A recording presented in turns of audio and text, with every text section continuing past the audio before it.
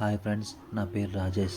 1,00,000 క్యాపిటల్తో hedging చేస్తూ option selling చేస్తున్నాను. ఈ రోజు నుండి ప్రతి మంగళవారం ట్రేడ్ చేస్తాను.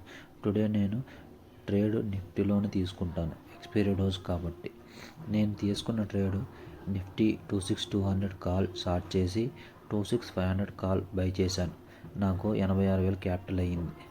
మొదటిసారి సెల్లింగ్ చేస్తున్నాను కాబట్టి చాలా కంగారుగా ఉంది. అందుకనే ఫస్ట్ సెల్లింగ్ పొజిషన్ ఎగ్జిట్ చేయాలి అని చూసుకుంటున్నాను. నేను 4 ఇండిసెస్ చూస్తాను.